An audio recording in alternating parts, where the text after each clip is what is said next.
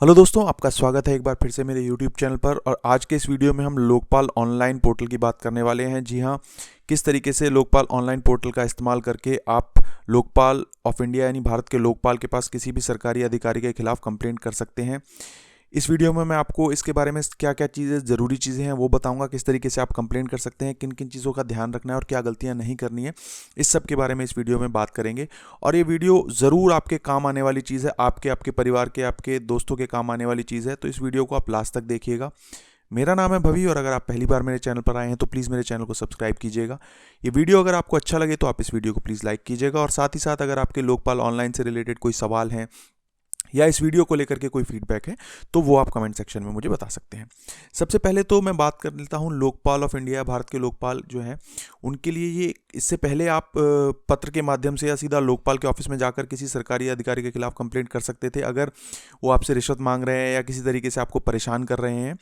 अब लोकपाल ऑनलाइन के माध्यम आने के बाद आप ऑनलाइन भी उस कंप्लेंट को कर सकते हैं। हालांकि यहाँ मैं आपको एक बार क्लियर कर दूं, ऑनलाइन कंप्लेंट के 15 दिन के अंदर आपको मैं एक पता भी उसमें बताऊंगा किस तरीके से आपको फिजिकल डॉक्यूमेंट यानी एक एफिडेविट भी भेजना होता है, वो कहाँ से आपको मिलेगा, कैसे सारा काम होगा, क्या क्या आपको प्रूफ लगाने होंगे, वो सब भी मैं इस वीडियो में बताऊंगा। तो इस वीडियो को आप लास्ट तक देखिएगा। तो सबसे पहले बात कर लेते हैं लोकपाल ऑनलाइन का जो यूआरएल है वो वीडियो के डिस्क्रिप्शन में मैंने दे दिया है। वैसे काफ़ी आसान है, lokpalonline.gov.in है, ये आप जाकर के वेबसाइट ओपन कर सकते हैं। और .gov.in है तो ये सरकारी वेबसाइट है, इसमें किसी तरीके का कोई फ्रॉड फरेब नहीं है। दूसरी चीज़, लोकपाल ऑनलाइन पर कंप्लेंट करने के लिए आपको एक पैसा भी नहीं देना, टोटली फ्री ऑफ कॉस्ट है। तीसरी चीज़, इस पर कोई भी आप गलत कंप्लेंट मत करिएगा, क्योंकि अगर आपकी कंप्लेंट गलत पाई जाती है या ये साबित हो जाता है कि आपने जो भी कंप्लेंट की है वो गलत है या उसमें किसी तरीके का कोई फ्रॉड है, तो भारतीय कानून के तहत आप पर 1 लाख रुपए का जुर्माना या 1 साल की सज़ा आपको हो सकती है। तो ये आपको चीज़ें ध्यान रखनी है। अब बात कर लेते हैं कंप्लेंट करने के लिए आपको डॉक्यूमेंट्स क्या क्या चाहिए रहेंगे। डॉक्यूमेंट्स में आपको एक तरीके से रेजिडेंस प्रूफ, एक आईडी प्रूफ, साथ ही साथ एक एफिडेविट जो आपको इसी वेबसाइट पर मिल जाएगा वो चाहिए होगा। और इसके अलावा जिस भी अधिकारी के खिलाफ आप कंप्लेंट कर रहे हैं उसके खिलाफ आपके पास जो भी सबूत है।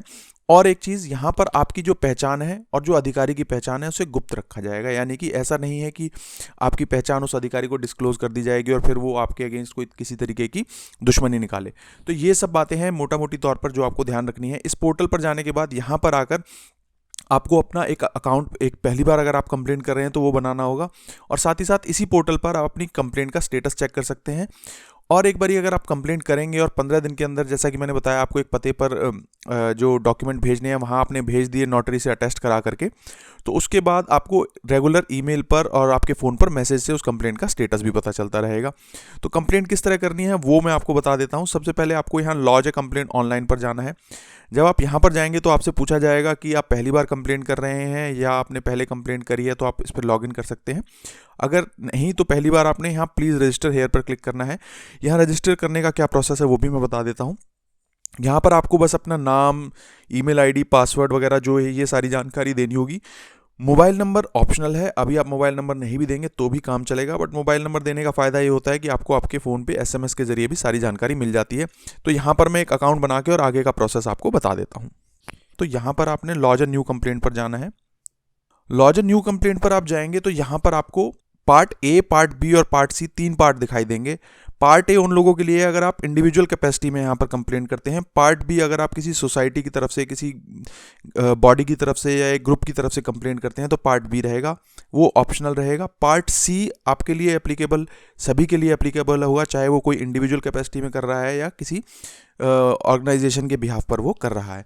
तो यहाँ पर आपको बेसिक सी जानकारी देनी है, जिसमें कि इंडिविजुअल है, जैसे आप देख सकते हैं सोसाइटी, एसोसिएशन, ट्रस्ट, कंपनी। तो यहाँ पर अगर मैं आपको सिर्फ एक इंडिविजुअल का एग्जांपल बता रहा हूँ, और जैसा मैंने बताया गलत कंप्लेंट करना, यहाँ पर सज़ा भी आपको मिल सकती है और पैसे भी आपको फाइन भी हो सकता है। तो यहाँ पर मैं कोई कंप्लेंट आपको फॉर्मली फाइल करके नहीं दिखाऊंगा, आपको सारी फील्ड्स और प्रोसेस है वो मैं यहाँ आपको बता दूंगा।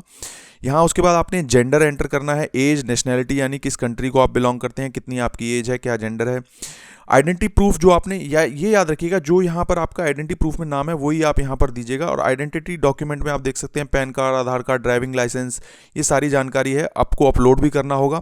रेजिडेंस प्रूफ भी इसी तरीके से आपको देना होगा, सारी आधार कार्ड, ड्राइविंग लाइसेंस और जो भी डॉक्यूमेंट यहाँ पर जिनकी आप डिटेल देंगे वो आपको एक डिजिटल कॉपी में ऐड करने होंगे। 20 MB से ज़्यादा की फाइल नहीं होनी चाहिए। ये सारी जानकारी देने के बाद आपको यहाँ पर सेलेक्ट करना है कि whether duly notarised affidavit is enclosed, yes no. मैं आपको बता दूं, जैसा मैंने बताया, इस पूरी कंप्लेंट के 15 दिन के अंदर आपको एक फिजिकल कॉपी भी सारे डॉक्यूमेंट्स की और अपनी कंप्लेंट के जो प्रूफ आपने अटैच किए हैं, तो ये आपको एक नोटराइज्ड आपको एक एफिडेविट भी बनवाना होता है, वो आपको यहीं पर वेबसाइट पर भी उसकी कॉपी मिल जाएगी। और उसके साथ ही आपको ये भी बताना है कि whether the complainant is the victim, यानी आप किसी और के बिहाफ पर कंप्लेंट तो नहीं कर रहे हैं। अगर आप किसी और के बिहाफ पर कर रहे हैं तो यहाँ आप नो सेलेक्ट करेंगे, यानी परिवार में किसी के बिहाफ पर कर रहे हैं तो आप नो सेलेक्ट करेंगे, अदरवाइज़ यहाँ पर येस रहने देंगे। प्लेस आपको यहाँ पर देना होगा कि कौन से यानी कि जिस भी जगह पर आप ये कंप्लेंट दिए तो वो जगह का नाम आपको लिखना होगा, और उसके बाद आप इसे सेव एंड नेक्स्ट कर देंगे। जैसे मैंने बताया, पार्ट ए इंडिविजुअल कंप्लेनेंट के लिए है, तो और पार्ट बी आपको भरना पड़ेगा अगर आप किसी सोसाइटी की तरफ से या किसी ग्रुप की तरफ से कर रहे हैं। उसके बाद आप पार्ट सी पर आ जाएंगे। पार्ट सी पर आकर के आपको यहाँ जानकारी देनी होगी कि किस पब्लिक सर्वेंट के अगेंस्ट आप ये कंप्लेंट कर रहे हैं। यहाँ पर आपको उनका नाम, और अगर आपके एक से ज़्यादा हैं तो आपको यहाँ क्लिक करना होगा, और अगर थर्ड पार्टी है तो आपको यहाँ क्लिक करना होगा। उनका क्या नाम है, क्या उनका डेजिग्नेशन है, और क्या ये किसी एक ऑफिसर के है, एम्प्लॉय के है, या एजेंसी के खिलाफ है, डेजिग्नेशन उनका क्या है, किस ऑर्गेनाइजेशन यानी वो मान के चलिए विभाग में वो काम करते हैं, किस कैटेगरी के वो एक तरीके से एम्प्लॉय हैं, कोई बोर्ड मेंबर हैं। यहाँ पर यानी कि जिन पब्लिक सर्वेंट के खिलाफ आप कंप्लेंट कर रहे हैं, आपको वो पूरी जानकारी देनी होगी, किस दौरान ये आपके साथ एक तरीके से मिसकंडक्ट हुआ, किस जगह पर हुआ, किस स्टेट में हुआ, किस डिस्ट्रिक्ट में हुआ।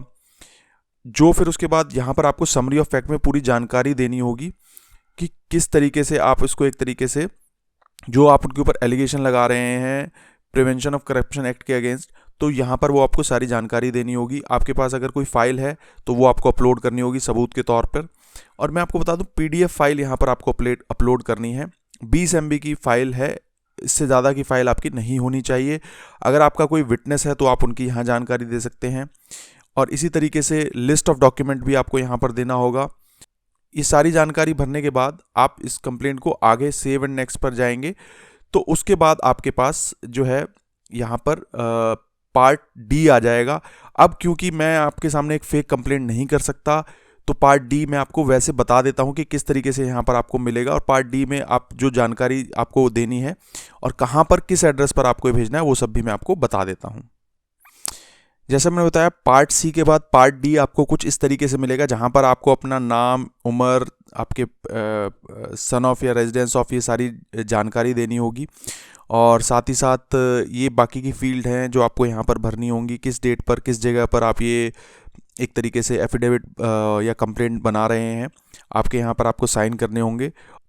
और ये जो पार्ट डी है, ये सारे डॉक्यूमेंट को आपको एक तरीके से जितनी आपने पूरी कंप्लेंट दी है उसका एक PDF, और ये पार्ट डी यानी इस एफिडेविट को आपको नोटरी से अटेस्ट कराना होगा। ये नोटरी से अटेस्ट कराने के बाद ऑनलाइन कंप्लेंट करने के 15 दिन के अंदर इसको आपको जो एड्रेस है वो मैं बता देता हूँ। ये सारे डॉक्यूमेंट को आपको बाय पोस्ट इस एड्रेस पर भेजना है। Lokpal of India, plot number 6, phase 2, institutional area, Vasant Kunj, new Delhi 110070। और जिस लिफाफे में आप भेजेंगे उस लिफाफे के ऊपर आपको ये लिखना होगा, complaint to Lokpal of India under Lokpal and Lokayukta act 2013। तो ये बातों का आपको ध्यान रखना है। इसके अलावा अगर आपके और भी कोई सवाल हैं, यानी कि आप चाहते हैं कि कुछ और आपको इसके बारे में ज़्यादा जानकारी जाननी है, तो वो इस वेबसाइट पर भी अवेलेबल है। साथ ही साथ आप अगर वीडियो के कमेंट सेक्शन में भी कुछ जानना चाहते हैं तो वो आप अपना सवाल लिखकर भेज सकते हैं। मैं पूरी कोशिश करूंगा कि मैं आपके सवाल का जवाब दे पाऊं।